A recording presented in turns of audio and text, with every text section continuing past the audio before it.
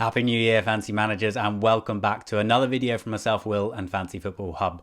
Took a little bit of a break over Christmas, but I'm back and we've got lots of content coming up for the new year. So if you do like this content, make sure you hit that like button and subscribe as always. We've got lots of community questions. Holly from Fancy Football Community is looking to ship out Pope ahead of their difficult fixtures. Also looking at whether to double up with Liverpool assets in attack or defence ahead of their upcoming double game week 24. As well as looking at Ali replacements and whether it's time to sell Abraham before moving on to my team captaincy and transfer thoughts ahead of the upcoming game week. Let's get to it. Okay, Holly from Fancy Football Community there asking, Nick Pope replacements up to 5 million. So there are a lot of good options here, and top of the list there. So this is a list of goalkeepers so far this season, sorted by points per start. So as you can see, Fabianski coming out on top there at 5.1 points per start, which is very, very good. Now, he hasn't played all the matches, so they do need to take that into consideration. He's only played 9 games of the season, whereas others have a larger sample, so that is important to consider. But generally, Fabianski has been a very, very good fantasy option, and I'm a big fan of him. And points per game, that's saying that he's probably the best pick. He tends to rack up a lot of saves, and I rate him as a goalkeeper as well. Plus, you've also got David Moyes coming into West Ham. West Ham are going to have that new manager bounce, you would have thought. So I think that he is a very strong option. Other ones I like there are Henderson. That's the keeper that I've got for Sheffield United. I really like Henderson. I'm very happy with him. Even got me a cheeky assist over Christmas. So I can't say a bad word about him. If you can stretch to Schmeichel, that would be a really good shout. Foster and Ryan, I think that they are probably the two other strong picks that I like in this price bracket. I think that both of those have decent fixtures. Let's move on to the fixtures actually. As you see, Brighton there have a nice run of fixtures coming out, 4th overall. And Watford, who also have that new manager in, they have less good fixtures, but they aren't actually as bad as West Ham, who are bottom of the pile. So if you're looking at Fabianski, you have got to take into consideration that his fixtures aren't that great. Now, as I said, they do have a new manager, and importantly, they do have a double game week in game week 24. It's not a very good double game week, less than Liverpool, but, you know, Fabianski will get those save points. I think on balance, I would be tempted to go for Ryan. I think looking at their fixtures, they've got strong fixtures, and he's going to keep churning out those points.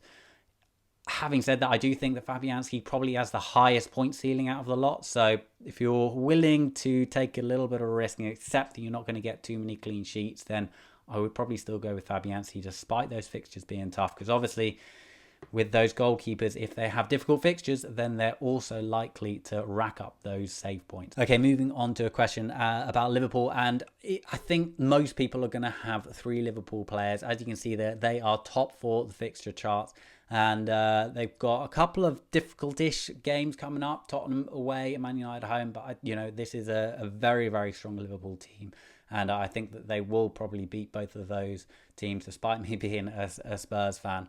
And then they've got a double game week and a really nice run after that. So it's looking like 3 Liverpool assets are pretty much essential. The question is whether you should go with the double up in the defence or the double up in attack. I think if you're looking for the double up in attack, you're going to go Mane and Salah, and you're looking for the double up in defence, you're probably going to go Trent Alexander-Arnold and one other, whether that's Robertson or Van Dijk. Now, I think both of these are pretty good options. Okay, so this graphic here is looking at points per start for the whole season to date. So this is all matches played today, and you see Mane coming out top there with 7.72 points per start, which is just massive. Salah coming in a strong second there, a little bit further behind. As you can see, Mane, if you look at their expected points, Mane is 6.8 and Salah is actually ahead of him, 7.2. So those two, there's not really much to choose between the two of them. But I think for me, what this is saying is, you know, money, no object. Those are the 2 best picks from Liverpool by quite a long way. Trent Alexander-Arnold there coming in next and 7.5 million. You think that's quite expensive for a defender, but he's competing with, you know, the likes of a lot of expensive midfielders at 5.84 points per game. So for me, he's an absolute must. If you haven't got him in yet, then I think that he over this period with those fixtures, with the double game week, he is a real must. I think Robertson's probably the best option to pair with Trent, but also Van Dijk is another strong option if you can't quite stretch to Robertson's price tag.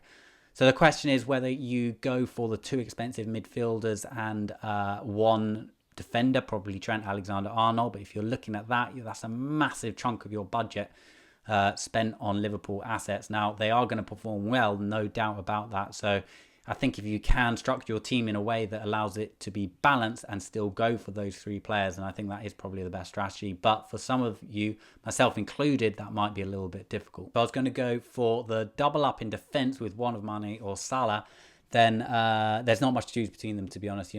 Salah getting more shots in the box, more shots on target, more shots in general, more touches in the box. But Mane, on the other hand, he's converting more of those chances. His shots seem to be more accurate. He's getting better chances. He's getting more big chances, which is a big factor into where those why he's converting those shots. So, they're both brilliant options. I've had both of them this season. Actually, my timing for them hasn't been brilliant.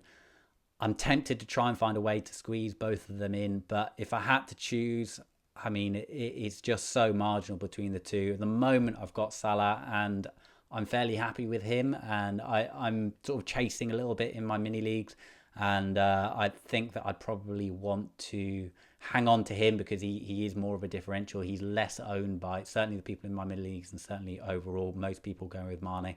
So it slightly depends on your current situation. Maybe if you're winning in your mini leagues, you probably want to hold on to Mane and defend that position. So it sort of comes down to your personal situation a little bit. But on balance, it's such a close call, and both of these are fantastic options. And I think I'm going to try, and just looking at this data now, I think I'm going to try and find a way to squeeze both of them in. In defence, I think that if you can stretch to Trent Alexander-Arnold, if you haven't got him already, then he is a must. Otherwise, Robertson slightly edges Van Dijk, but Van Dijk's a really strong option as well. And you know that he's going to play every single game pretty much.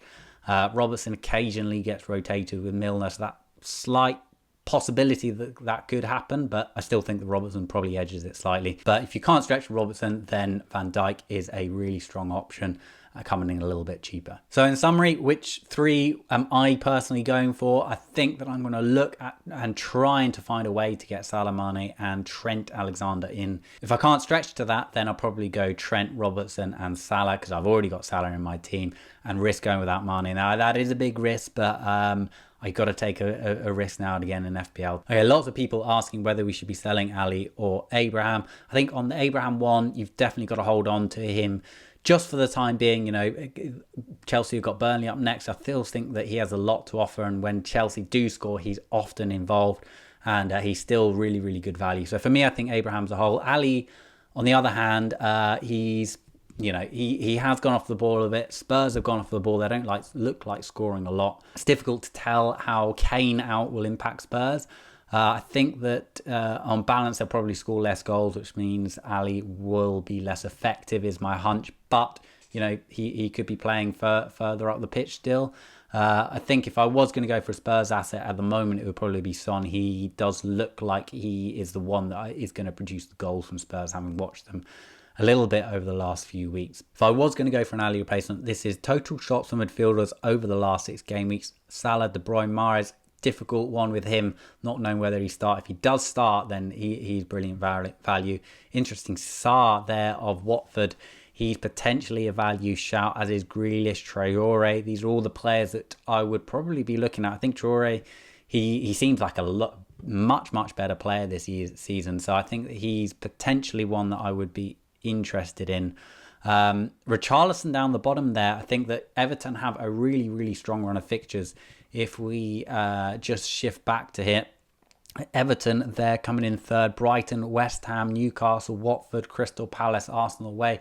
Really strong run of fixtures there. So I think that Charlison is a very interesting option. So if I was going to go for an Ali replacement, I would be very tempted by Richarlison. I don't actually have Ali, by the way. I actually got rid of him a couple of weeks ago. But if I was going to go with a replacement, I would be tempted by Richarlison. I think he's an interesting option. I know Calvert-Lewin. If I was to choose between Calvert-Lewin and Richarlison, I think I'd probably edge towards Calvert-Lewin. His numbers look a lot stronger. Everton are going to have that new manager bounce. I know they didn't play that well against Liverpool at the weekend, by the way, but that is Liverpool. I know it was their kids, but even so, I still think that Everton are, you know, with Ancelotti, they're going to be motivated to play well. They've got good fixtures, and Richarlison's going to be a key part of that. So on balance, Richarlison is an interesting, a little bit of a punt, but I think that he does have a lot to offer. If you haven't already got the likes of De Bruyne and you can stretch to him, then definitely go for them. Potentially, if you want to take a punt on Mahrez, maybe go that way. Or if you want to downgrade to the likes of Traore or Sarr, or potentially Grealish, I really like the look of as well. So lots of interesting options there. Okay, so this is my team. I've got 2 free transfers, and actually I'm not too sure what I'm going to do with them. It slightly depends on whether I want Mane or whether I go with Robertson. I've got a little bit of money in the bank, I think around $1 million. So my 2 thoughts at the moment, I'm recording this on Monday, so we're still a few days away from making a decision. My 2 thoughts are whether I actually want to shift De Bruyne on. I don't really want to do that, to be honest, but that's the only way I can get Mane if I do want to go for the double up. Ideally, I'd want to go Maddison to Mane and have a midfield of De Bruyne, Salah and Mane. I think that would be really, really exciting, but it's just too much of a stretch to go from Maddison to Mane.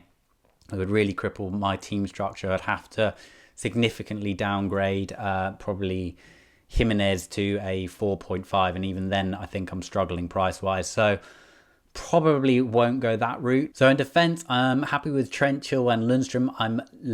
I need to get rid of Maguire and Tomori. I've been hanging on to Maguire for a long time. Saying that, he did come on with a couple of returns over the Christmas period, so it wasn't all bad, but he probably does need to go now, I think. I probably, if I'm going to get Robertson, I'll look at Maguire to Robertson upgrade, but even then I need to shave some money off, so potentially I'll downgrade to Tomori.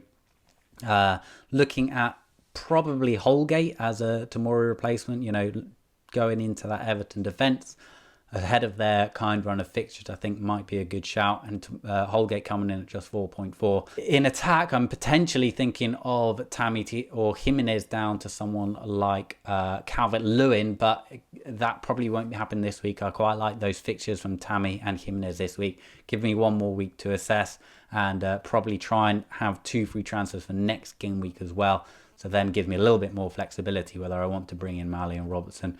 Moving on to captaincy then, I'll probably edge toward Vardy at the moment, but there are some decent options there. You know, De Bruyne could be one, even potentially Abraham, Jimenez, even Salah. So there are some decent options this week. Not that an easy decision, and actually I might do a separate video on this. So I'm thinking of starting a new YouTube series. So there'll be this video plus another video because we're looking to up the content on YouTube. So if you haven't subscribed yet, hit that subscribe button. So I put a poll on Twitter on what area I should cover if I were to do a new YouTube series, and most going for well, not most, but 39%, the highest there going for captaincy. So most people interested in that.